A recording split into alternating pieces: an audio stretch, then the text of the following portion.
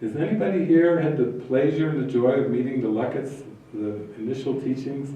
My God, my God.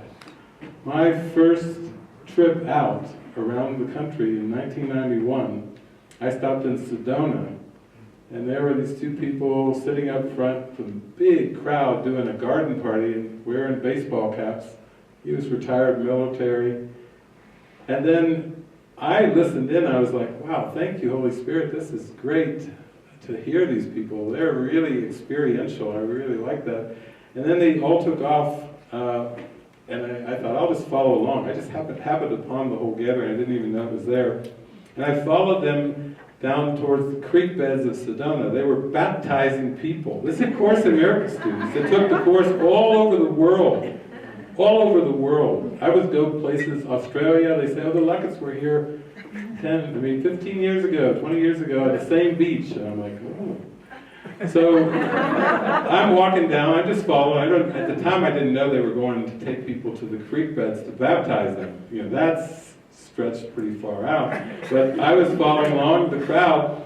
All of a sudden this woman, I think she was all dressed in purple, and she had the baseball cap, and she came swirling around me, and she planted the biggest kiss on my cheek. And it was Eulalia. What an expression of joy. Actually, the Luckets were Bill Thetford's teachers. He literally had gone through studying it and practicing it. And when he left Northern California, he said, I have to find joy. I have to find fun.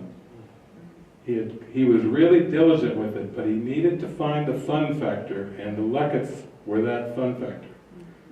And I've spent some time with them in Hawaii. They're still alive up in the 80s, and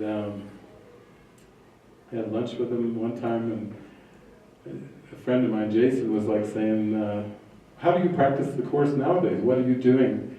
They said, we still sleep we switch opposite sides of the beds every night because we don't want to get too associated to one side of the bed.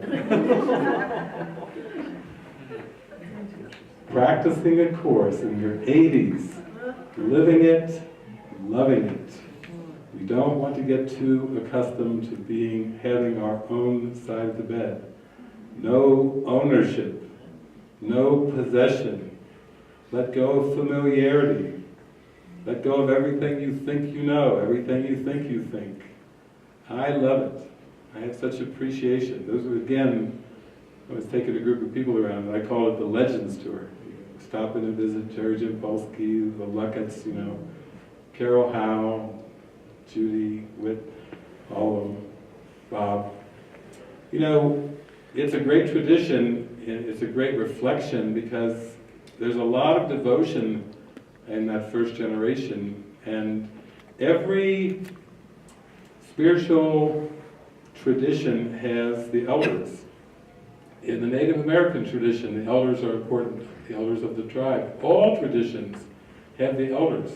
There's an honoring of that reflection. And that's what I feel in my experiences with them, is just being with them, I feel an honoring and a thank you. And that same thank you just rings out across the whole world. It just grows in your heart, and it spreads to everyone that you meet.